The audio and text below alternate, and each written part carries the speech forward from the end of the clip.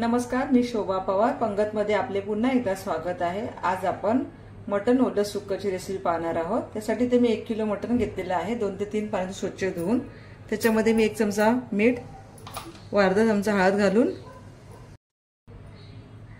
मीठ व हळद घातल्यानंतर चांगलं मिक्स करून घ्यायचं आहे व 15 मिनिटांसाठी मटन मुरायला ठेवून द्यायचं आहे.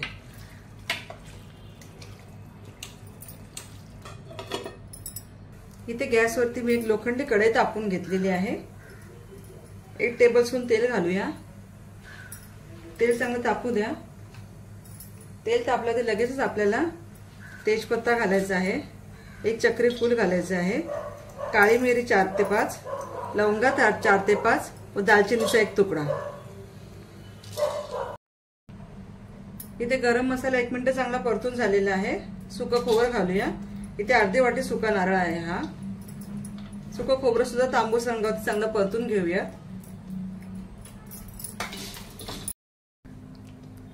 इथे तुम्ही बघू शकता सुकं खोबरं सुद्धा भाजून झालेलं आहे. त्यात आपण काढून घेऊया. सुकं खोबरं काढल्यानंतर लगेचच आपल्याला त्याच तव्यामध्ये 1 चमचा तेल घालायचं आहे. इथे मी उभे 3 कांदे चिरून घेतलेले आहेत. ते चांगले तांबूस रंगावरती परतून घेऊया.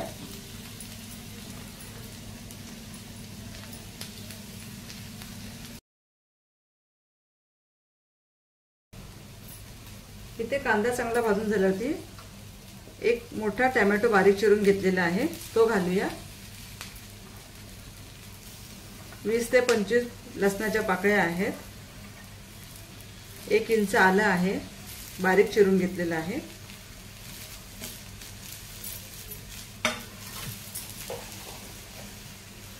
2 टीस्पून आहे तीळ आणि पुन्हा 1 मिनिट हे सर्व मिश्रण चांगलं परतून घेऊया.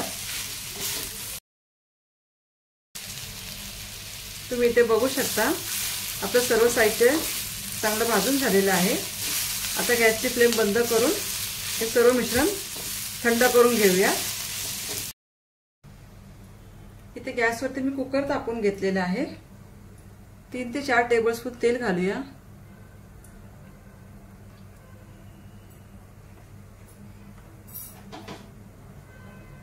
तेल तापल्यावरती लगेच आपण 1 बारीक चिरलेला कांदा घालून घेऊया.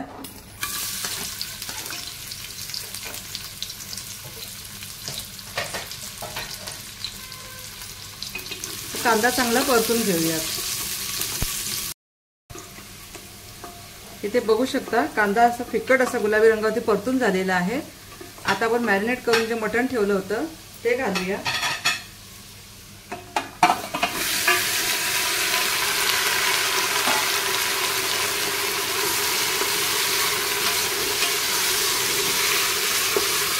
आणि मटण 1 ते 2 मिनिटं चांगलं परतून घेऊया.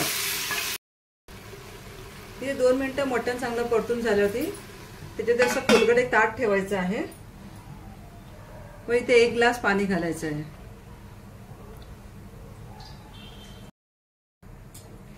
आता इथे तुम्ही बघू शकता ताटामधलं पाणी चांगलं गरम झालेलं आहे.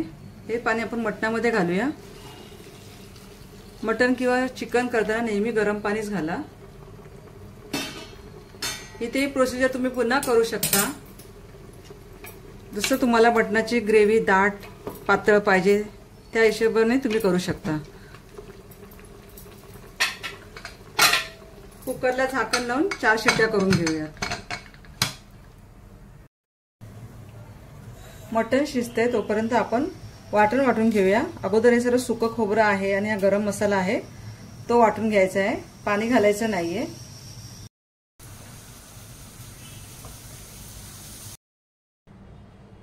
इथे तर आपलं मटण सुद्धा शिजून झालेलं आहे. वाटण सुद्धा वाटून तयार आहे. आता फोडणी करून घेऊयात. इथे 1 पातेलं गरम करून घेतलेलं आहे. 2 ते 3 टेबलस्पून तेल घालूया. तेल तापल्यावरती आपण जे वाटण तयार केलं होतं ते घालून घेऊया.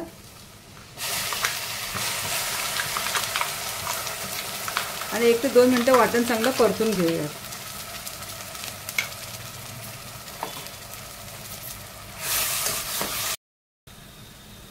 इथे तुम्ही बघू शकता आपलं वाटण चांगलं परतून झालेलं आहे। त्याच्यामध्ये आपण चवीनुसार मीठ घालायचं आहे, अर्धा चमचा हळद, काश्मीरी मिरची पावडर आहे 1 चमचा व 1.5 चमचा मटन मसाला आहे। मीठ आणि हळद तुम्ही तुमच्या चवीनुसारच घाला, कारण आपण मॅरिनेट करताना मीठ आणि हळद घातलं होतं।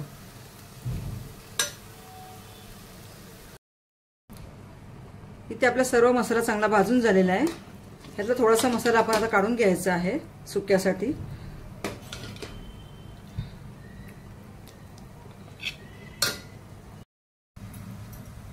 इथे तुम्ही बघू शकता मटण कुकर मधून बाहेर काढून घेतलेलं आहे मी। मटण पण चांगलं शिजलेलं आहे। मटणाचे पीसेस एक बाजूला केलेले आहेत व एक बाजूला फक्त मटणाचा रस्सा आहे। आता इथे वाटण पण आपलं चांगलं परतून झालेलं आहे। त्याच्यामध्ये हा मटणाचा रस्सा घालूया। तुम्हाला मटणाचा रस्सा अजून जर पातळ हवा असेल तर तुम्ही याच्यामध्ये 1 ग्लास गरम पाणी घालू शकता।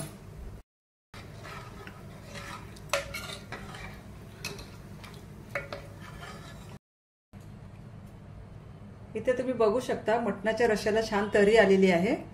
आता आपण 5 ते 10 मिनिटं असंच रस्सा उकळून घेऊयात, तोपर्यंत आपण सुकं मटण करूयात। इथे गॅसवरती मी कढई तापून घेतलेली आहे। तेल घालूया। तेल चांगलं तापून घ्या।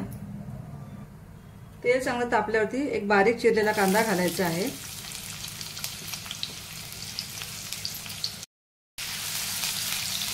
कांदा चांगला परतून घेऊयात। जास्त लालसर असं करायचं नाहीये, कांदा गुलाबी रंगावरतीच परतून घ्यायचा आहे। आता लगेचच आपल्याला मगाशी जे वाटण आपण काढून घेतलं होतं ते घालायचं आहे।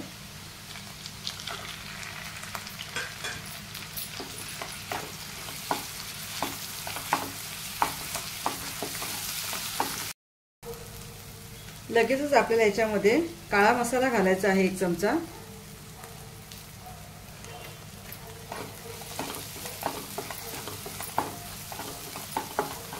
आणि जे शिजलेलं मटण आहे ते घालून घेऊया।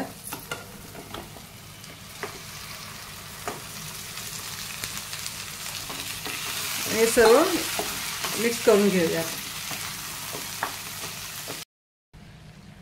मटण चांगलं मिक्स करून झाल्याच्या नंतर आपल्याला लगेच पळीभर याच्यामध्ये आपण जो रस्सा उकळायला ठेवला होता तो घालायचा आहे।